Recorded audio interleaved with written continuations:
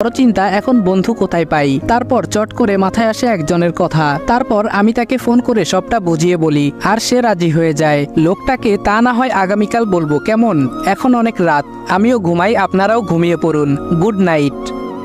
ঘুম থেকে উঠে আমি ফ্রেশ হয়ে নিচে গেলাম। সবাই আছে এখানে, বাবা, ভাইয়া আর আঙ্কেল মানে ইসির বাবা কিছু নিয়ে আলোচনা করছে। আলোচনার মূল বিষয় তাদের অফিস, ব্যবসা এইসব, আর অন্যরা তাদের নিজেদের কাজে ব্যস্ত। আমি গিয়ে এক কাপ কফি চেয়ে নিয়ে ড্রয়িং রুমের দিকে এগিয়ে আসছি। এমন সময় কলিং বেল বেজে উঠলো। ভাবি বলল আমি দেখছি। মা বলল আচ্ছা যাও। দরজা খুলে দেখে একটা সুদর্শন যুবক দাঁড়িয়ে আছে, হাতে একটা ভারী ব্যাগ আর কাঁধে একটা গিটার। সে বলল এটা কি আফজাল আল ইমরান আঙ্কেলের বাড়ি? ভাবি বলল জি, আপনাকে তো চিনলাম না। সে বলল জি, আমি সুজন, রাজদীপের বন্ধু। ভাবি বলল আচ্ছা ভেতরে আসুন। ভাবি একটা লোককে ভেতরে নিয়ে আসছে দেখে সবাই সেদিকে তাকায়, আর আমি উঠে গিয়ে ছেলেটার সাথে হাত মেলাই। সে আমাদের ডিপার্টমেন্টের একজন ভারপ্রাপ্ত অফিসার। কাজের সূত্রে ওর সাথে পরিচয় হলেও আমরা মোটামুটি বন্ধুর মতো। আমি বললাম দোস্ত আয়। আঙ্কেল, ও হলো আমার বন্ধু সুজন, যার কথা কাল ভাবি বলেছিল। বাবা বলল ওহ আচ্ছা, বসো বসো। এভাবে সবার সাথে ওর পরিচয় করিয়ে দিয়ে আমি ওকে আমার রুমে নিয়ে আসি। আমি বললাম এক কাজ করো, তুমি ফ্রেশ হয়ে নাও, তারপর কথা বলছি। সুজন বলল ওকে গুরু। সুজন ফ্রেশ হতে ওয়াশরুমের দিকে এগোলে একজন এসে আমাদের দুজনকে নিচে যেতে বলে। আমি সুজনকে নিয়ে নিচে চলে যাই। সবাই খাবার খাচ্ছি। কিছুক্ষণ পর ইসি এসে একটা চেয়ার টেনে বসে পড়ে। সবাই চুপচাপ খাবার খেয়ে চলেছে। হঠাৎ ভাইয়া বলে তা মিস্টার সুজন তুমি কি করো? ভাইয়ার কথাটা শুনে ইসি ঘাড় উঁচু করে সুজনের দিকে তাকায়, ভ্রুযোগল কুচকে। বোঝার চেষ্টা করছে ছেলেটা আসলে কে। শত হলেও পুলিশের চোখ বলে কথা। সুজন বলল আপাতত কিছু করছি না, শহরে নতুন এসেছি, দেখা যাক, আগে তো ভালো করে দেখে নেই। আঙ্কেল বলল ঠিকই, আগে শহর চিনে নাও। আমি তো শুনলাম তুমি কিছুই চিনো না আর বারবার বিপদে আটকে যাও। সবাই কথা বলছে আর আমি শুধু ইসির রিয়াকশন দেখছি, কারণ ও খুব ভালো করেই জানে আমি কাল কোনো বন্ধুর কাছে যাইনি। খাওয়া দাওয়া শেষ করে আমি চলে আসি আমার রুমে, কিন্তু সুজন আসতে পারেনি। ড্রয়িং রুমে সবার সাথে গল্প করতে বসেছে। আমি ল্যাপটপে কাজ করছি। হঠাৎ পানির প্রচন্ড তৃষ্ণা পায়, অথচ জগটা দেখি খালি। এত পানি কখন খেয়ে ফেললাম বলেই জগটা নিয়ে রুম থেকে বেরিয়ে একটু এগোতেই ইসির সামনাসামনি হয়ে যাই। আমি কোনো রকমে ওকে পাশ কাটিয়ে যাওয়ার চেষ্টা করছি, কিন্তু আমার চেষ্টাকে ব্যর্থ করে দিয়ে আমার হাতে একটা হ্যাচকা টান মেরে কিছুটা পেছনে নিয়ে আসে। জায়গাটা আমার আর ভাইয়ার রুমের মাঝামাঝি অংশে খালি জায়গা। ইসি দেওয়ালের সাথে আমার হাত চেপে ধরে আছে। যদিও ও প্রচন্ড জোরে চেপে ধরেছে, তবুও আমি চাইলে নিজেকে ছাড়িয়ে নিতে পারি, কিন্তু ইচ্ছে করছে না। আমি বললাম কি করছেনটা কি আপনি? ইসি বলল একদম চুপ, সোজা হয়ে দাঁড়ান। আমি বললাম মানে? আমি কিন্তু চিৎকার করব। ইসি বলল মেরে এখন নাকটা ফাটিয়ে দেব বলে দিলাম। ড্রামাটা আপাতত আমার সামনে করা বন্ধ করুন। আমি বললাম কিসের কথা বলছেন আপনি? ইসি বলল জাস্ট স্টপ দিস। কে আপনি? কেন নিজের পরিচয় লুকাচ্ছেন? আমি বললাম ম্যাডাম আমি বুঝতে পারছি না আপনি কি সব বলছেন। ইসি বলল আমার পরিবারের মানুষগুলোকে সহজ সরল পেয়ে আপনি তাদের বোকা বানাচ্ছেন, তাদের ইমোশনটাকে কাজে লাগিয়ে নিজের কাজ করে নিচ্ছেন।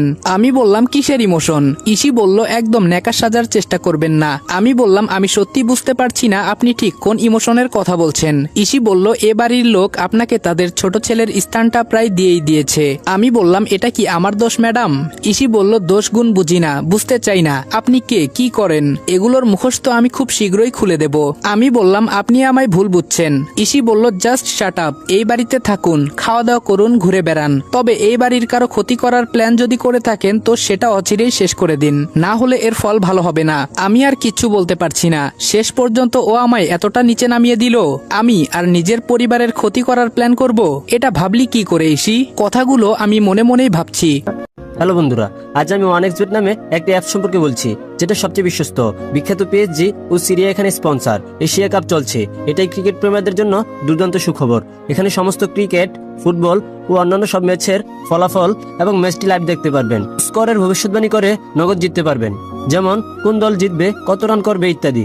এছাড়াও এখানে রয়েছে বর্তমানে বিখ্যাত চিকেন রুট ও ক্রাশ গেম সহ বিভিন্ন ধরনের গেম, যেগুলো খেলে রয়েছে খুব সহজে অর্থ জেতার সম্ভাবনা। তোমরা কি নতুন? তাহলে মাত্র 300 দিয়ে তোমরাও এখানে খেলা শুরু করতে পারো। BMW গাড়ি, আইফোন, ল্যাপটপ ও অন্যান্য পুরস্কার রয়েছে প্রত্যেক দিন। তবে আমার সাবস্ক্রাইবাররা রেজিস্ট্রেশন করার সময় আমার দেওয়া প্রোমো কোড নোফায়ার ব্যবহার করলেই প্রথমবার জিততে পারে 12,000 পর্যন্ত ফ্রি স্পিন। পেটিএম ব্যাংক, বিকাশ, নগদ, রকেট এবং অন্যান্য সহজ পদ্ধতিতে 1 মিনিটে জেতা রাশি নিজের অ্যাকাউন্টে নিতে পারবে। তাহলে আর দেরি কিসের? পিন কমেন্টে দেওয়া লিঙ্ক থেকে অথবা গুগলে 1xbet সার্চ করে আমার দেওয়া প্রোমো কোড নোফায়ার ব্যবহার করে রেজিস্ট্রেশন করো এবং বোনাস পাও। ওরই বা দোষ কি? ও তো আর জানে না আমি কে। আমি ঠাই এখানেই দাঁড়িয়ে আছি। ইসি চলে যেতে নিয়ে আবার কি ভেবে যেন ফিরে এসেছে। ইসি বলল, আর একটা কথা কান খুলে শুনে নিন এবং মাথায় ঢুকিয়ে নিন, আদির জায়গাটা নেওয়ার কথা ভুলেও ভাববেন না। এই বাড়ির লোকেরা আপনাকে আদির স্থান দিলেও আমি কোনোদিন সেটা হতে দিব না। এবারও আমার মুখ দিয়ে কোনো কথা বের হয়নি, আর ও আমার উত্তরের অপেক্ষা না করেই চলে যায়। আমি বোকার মতো ওর যাওয়ার দিকে চেয়ে আছি।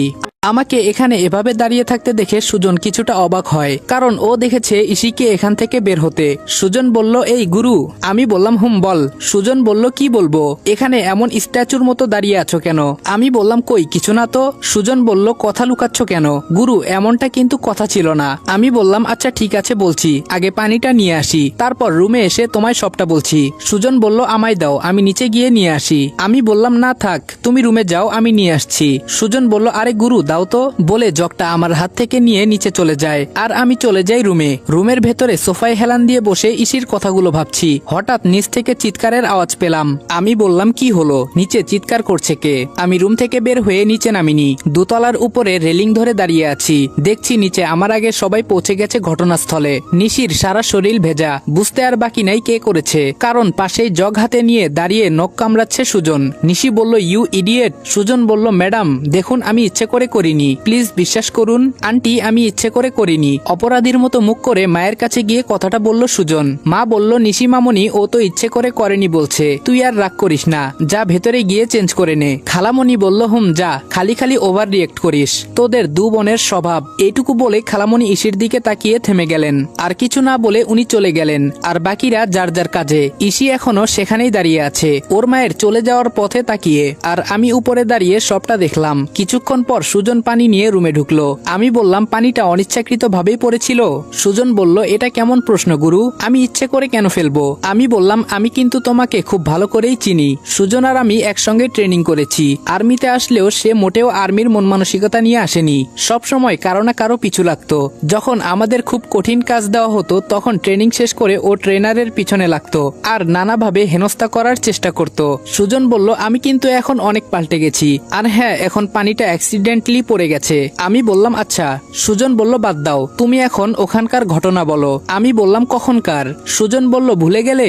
আরে ওই যে তুমি জগ নিয়ে দাঁড়িয়েছিলে স্ট্যাচুর মতো। আমি বললাম, ওহ আচ্ছা, বলছি শুনো। তারপর ওখানকার খণ্ডচিত্র আমি তুলে ধরি সুজনের কাছে। পুরোটা বলিনি, আর এটাও সে জানে না আমি এই বাড়ির ছেলে। সুজন বলল,